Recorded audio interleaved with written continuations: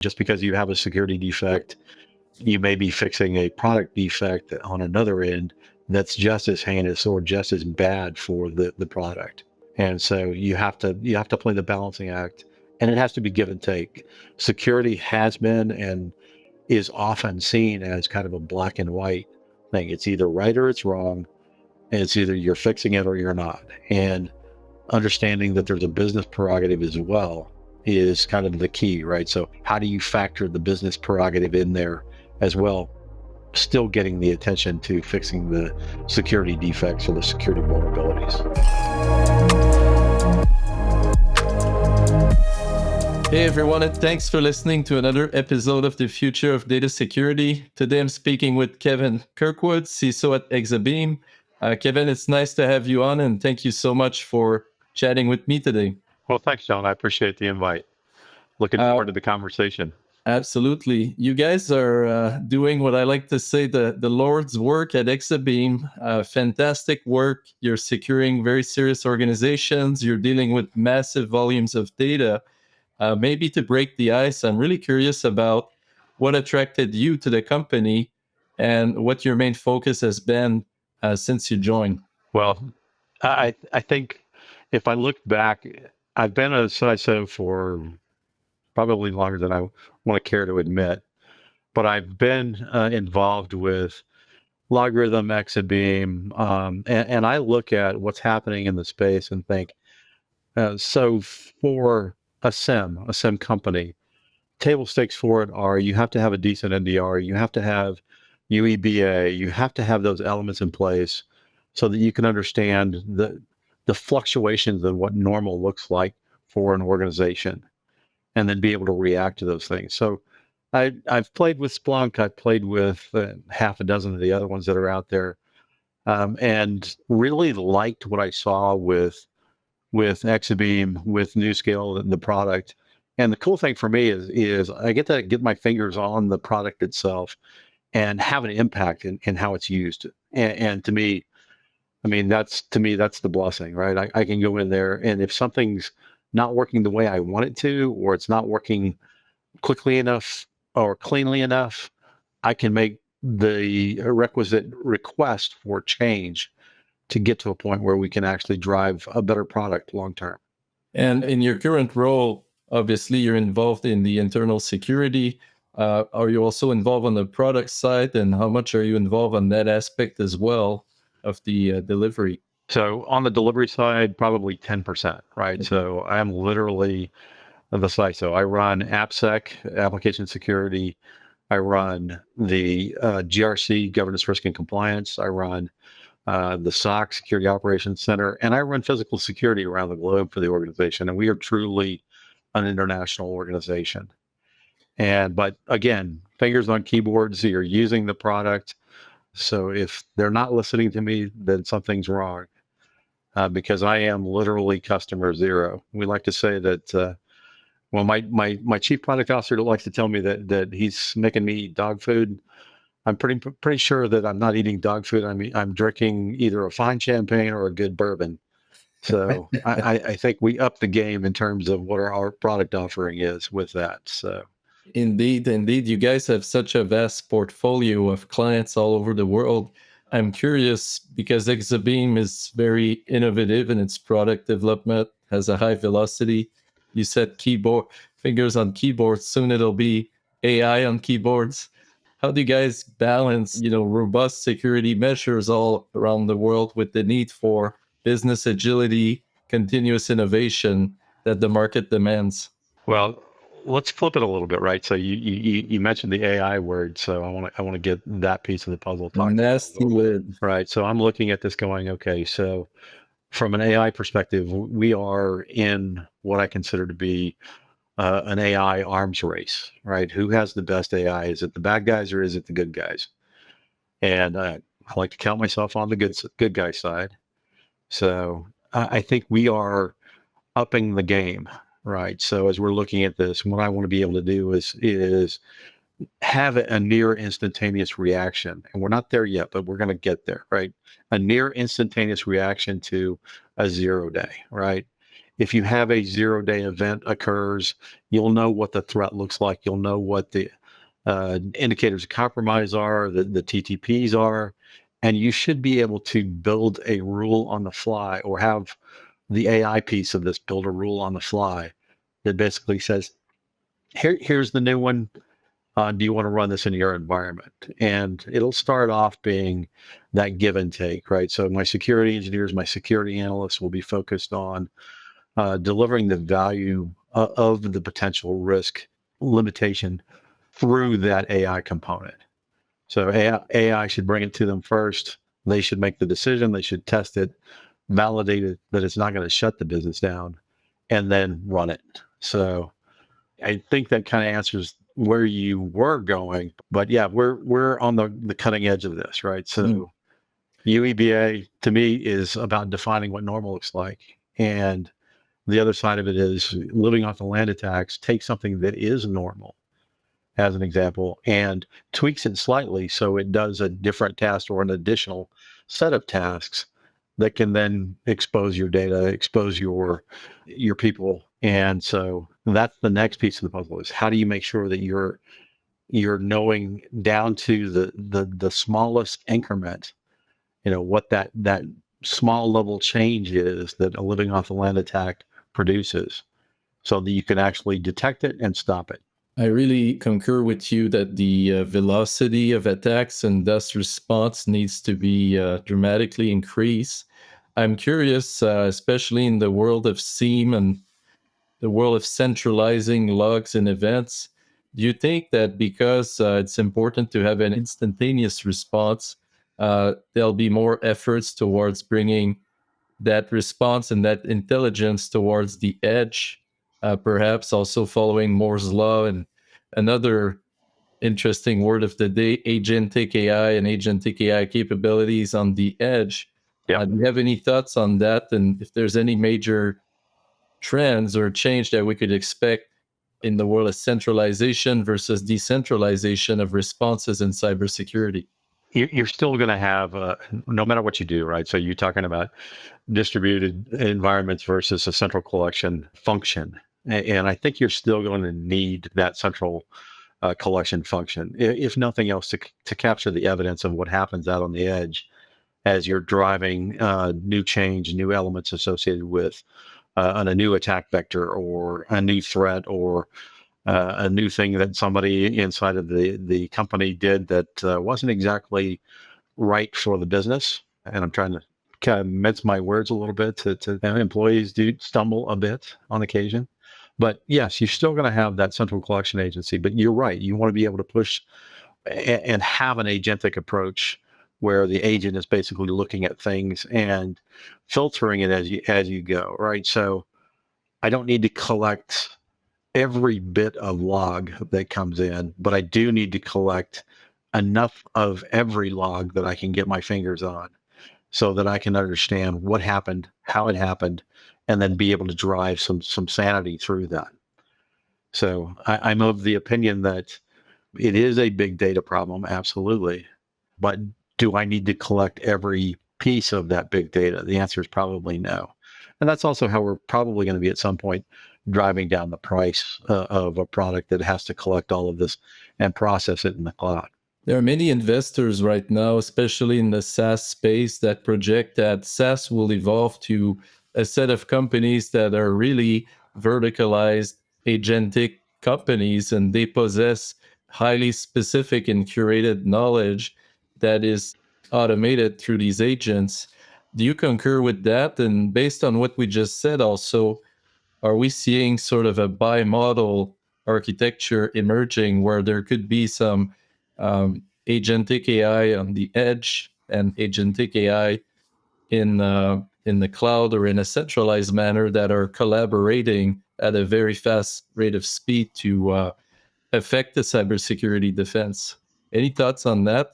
I know it's Wow, new, but very that's a exciting. lot to unpack. Yeah. That's a great idea, because as I'm looking at this, yes, you're on the cusp of having that bimodal type of environment set. And yes, you want to be able to get and push the decisions close to the edge as possible.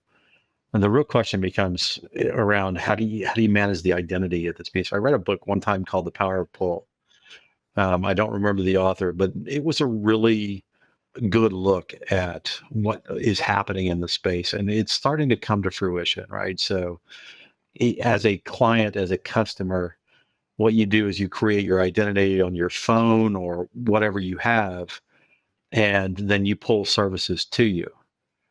And so, if I want a doctor, I want to have a doctor's visit, I will pull that doctor's connection in and share my data. And as soon as I stop that connection, stop that piece of the puzzle, the connection goes away. The data stays resident, but it anonymized, and reaches a point where they can continue to use that data for refinement of whatever their practice is, whatever the process is.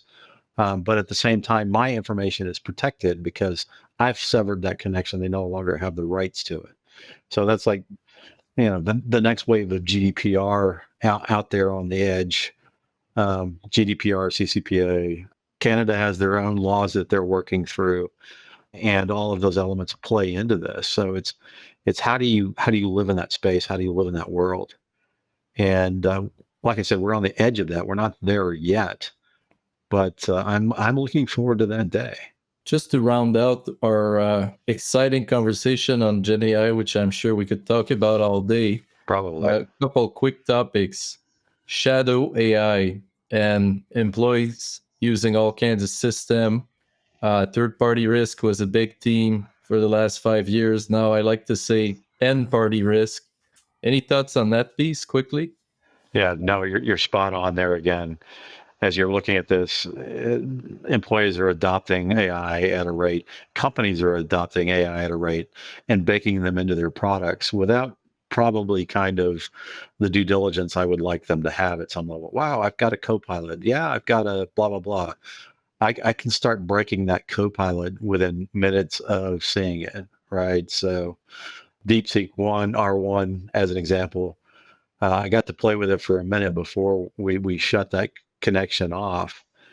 And you could pretty much cause the AI to hallucinate day one. You could find the back doors and the gateways that were open and exposed through that product set. And within, it wasn't hours, it was minutes to be able to find these things. And so we need to make sure that we're tempering our adoption of this new technology with the right kinds of rules, with the right kind of controls. And I don't like security as the group that says no. I like the security that's the group that says yes, and this is how we can secure this element and use it, right? So I'm using AI like crazy. We're developing it. We're using it from the business perspective, but we have guidelines and rules around how do you make sure that you're not blasting your intellectual property out there into the wild, or the keys to your kingdom, which is your data elements, your data about your people, your process, your technology. All of that needs to be protected at a couple different levels. You mentioned earlier access management. Decades ago, we had the jumping clip on Windows, and today I think Clippy. that vision's been realized. We actually have some pretty potent assistive Gen AI. Copilot is one of the popular ones, but a lot of these systems have wholesale access to data sources, and they don't necessarily create a new account. They'll piggyback on existing accounts. Any thoughts on this emerging set of problem and some of the risks associated with that? Yeah, it's pretty much what I was just talking about a minute ago.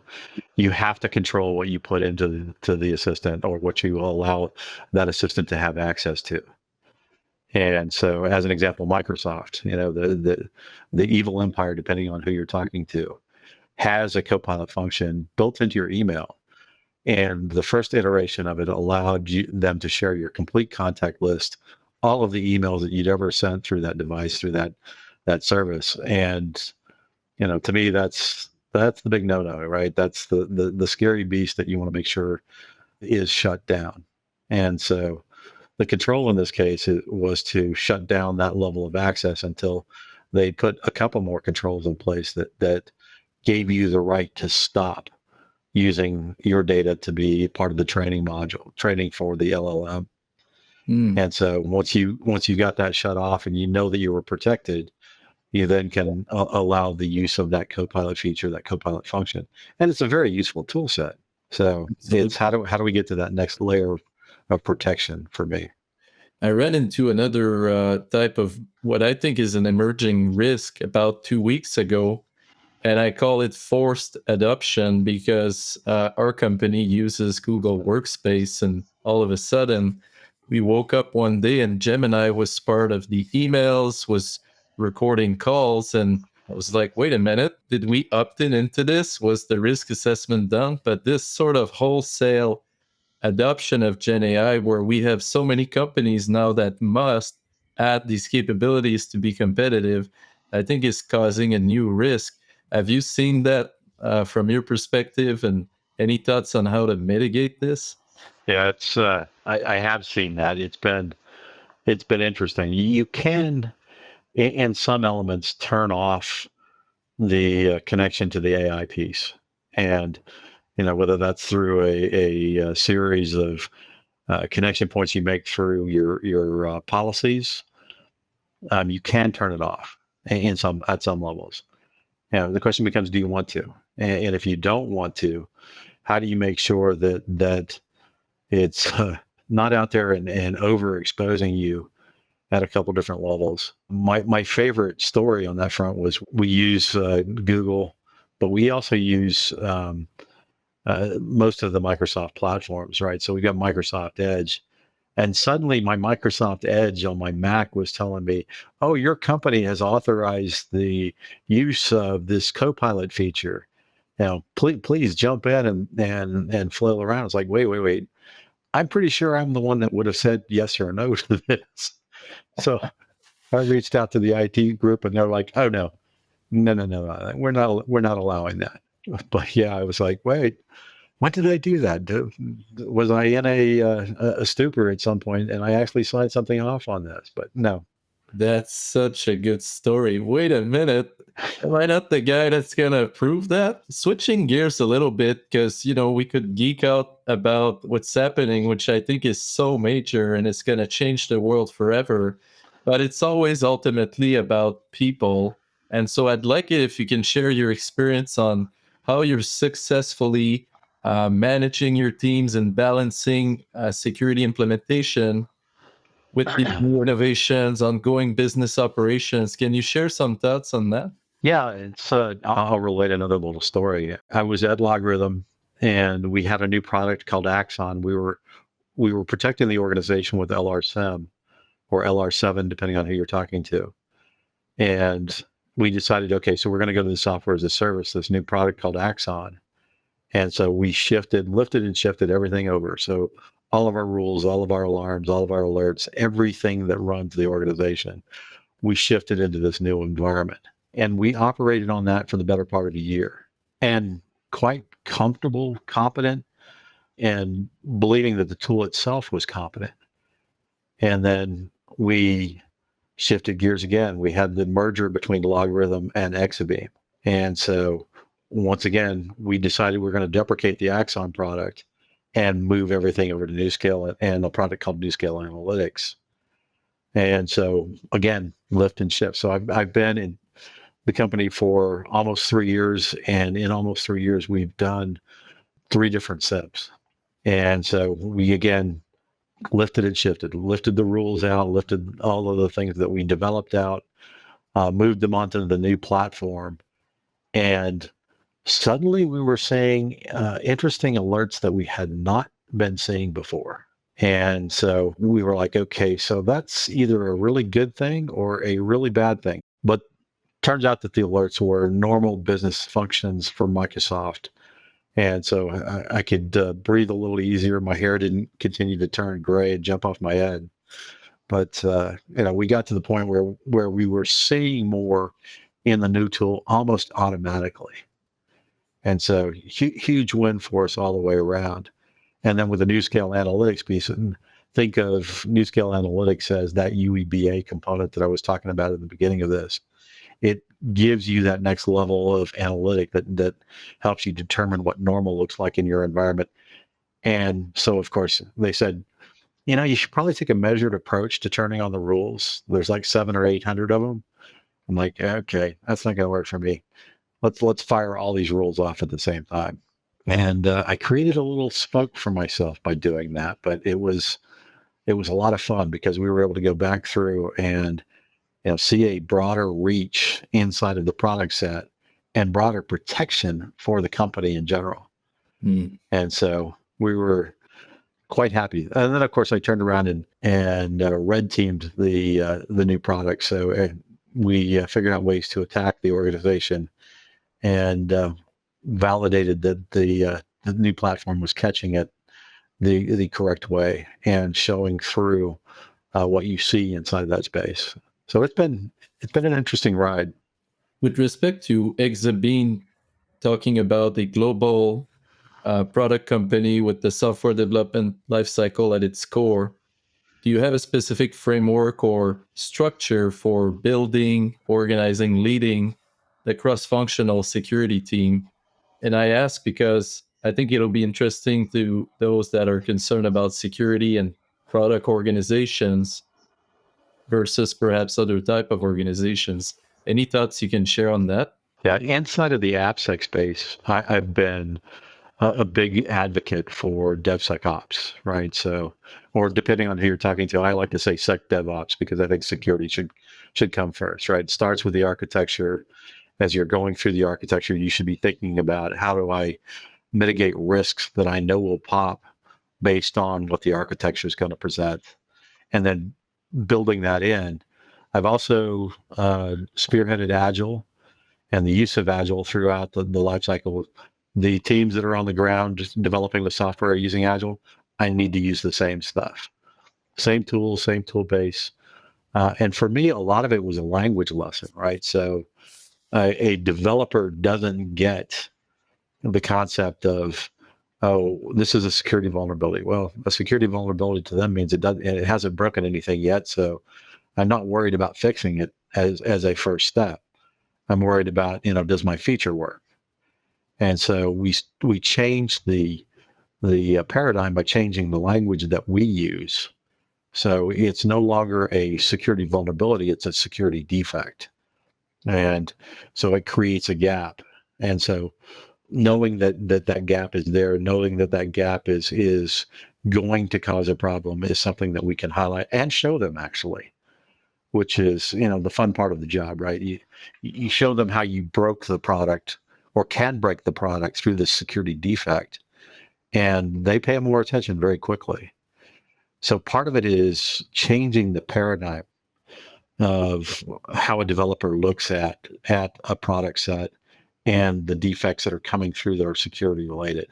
I know that in most cases they still teach deliver the features first, deliver the functionality first, and then think about security. Well, I want security to be at the forefront of this. And so what's the law of development? If you find and fix a problem on the front end of it before you fully released it, you're not stopping the products from being delivered into production. You're actually streamlining that process and making it more efficient, more effective. So CI/CD processing, DevSecOps, SecDevOps, depending on who you're talking to, all built into how we're creating a culture for security that both we and the development communities live in.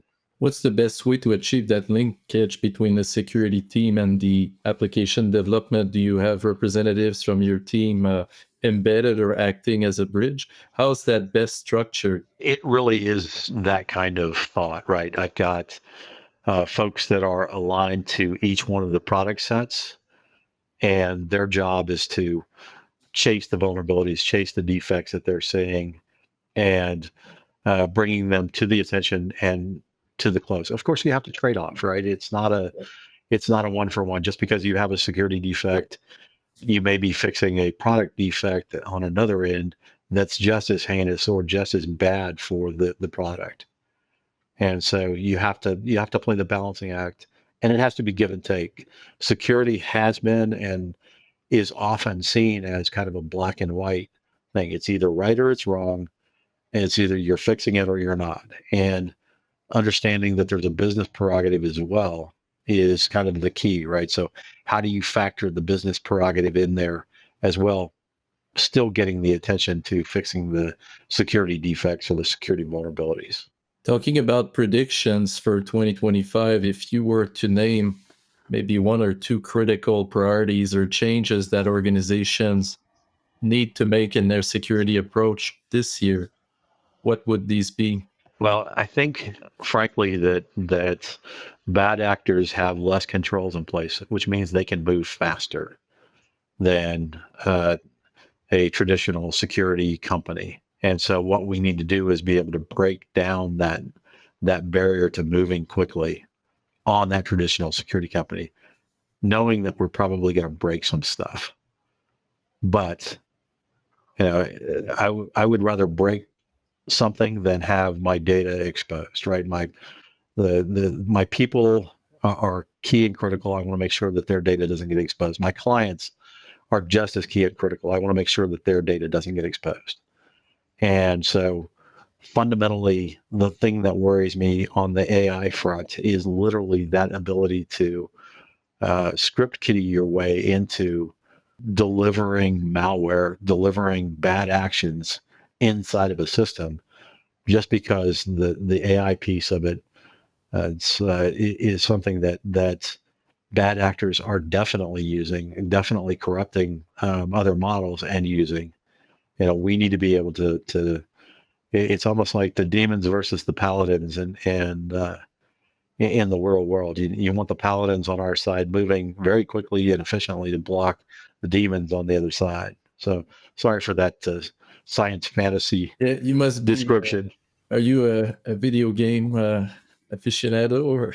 Oh, of course, I love video games, but I don't do science fiction video games anymore. Okay. Yeah, it's I was talking to several CISOs recently, and a lot are talking about cross scripting of known exploits, from one language to another, and people are now taking very sophisticated worms and rewriting it in Node.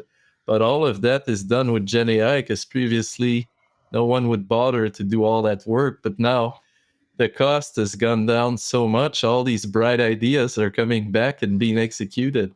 Absolutely. The thing that interests me most on that front is if I can write a polymorphing worm using Gen AI, and I don't have a solid computing background, but I'm a script kiddie. So if I can readdress that and make it change every time it lands and any time it moves, and follow a logic pattern for that change, then I can pretty much jump system to system across an environment much quicker than the COVID virus spread from Canada or from China to Canada or the U.S. And it's amazing. Did you ever see the pattern for the "I love you" virus? I don't think I did. No. What was so special about it? Well, the "I love you" virus was something that was done back in early 2000s, right? Yeah. You get an email that says "I love you." You click on the email, you open it, and it's got this link. You click on the link, it immediately reads your contact list and sends Wow. that same "I love you" to everybody in there. It went Okay. from Central Asia to the U.S. in a matter of less than an hour. Okay. It's more of a Mike Tyson, I love you, than what you'd want to hear typically. Pretty much, yeah. Okay. Oh, that's fantastic. I always like to ask guests, if you were to give some advice to newcomers in the space or even a younger Kevin entering the space, what would be sort of your top lessons over the years that you'd like people to know about? Well, the the younger Kevin question would be how come I didn't get into security sooner? I have been a CTO, I've been a CIO, I've done all these kinds of things. I've built a lot of systems, right? I've done SAP several times. I've done HRIS systems. I've done electronic health record systems. I like the deployment. I like the configuration and landing those. and landing them successfully, but you get bored. And security is going to be that kind of environment, that kind of role, that kind of task that will never allow you to get bored. Things are always changing, constantly changing. And if you're a lifelong learner and you want to be challenged, security is a place for you to be challenged. So jump in, start flailing around, take some courses, get some certs, and come join us. It's the new front line. It's a 24/7 war out there. Yes, it is. Absolutely. Okay, Kevin. Unfortunately, that's all the time we're going to have today. But before we wrap, if people would like to follow along with your work yourself, what's the best place for them to go? You can find me at LinkedIn and under Kevin Kirkwood. I'm pretty easy to find there, or reach out to me at Exabeam. Pretty straightforward. Fantastic. Well, this has been really fun. I think this is one of those we could probably chat all day and have a lot of fun, but let's keep in touch, and thank you again for joining. Well, thanks, Sean. I appreciate it.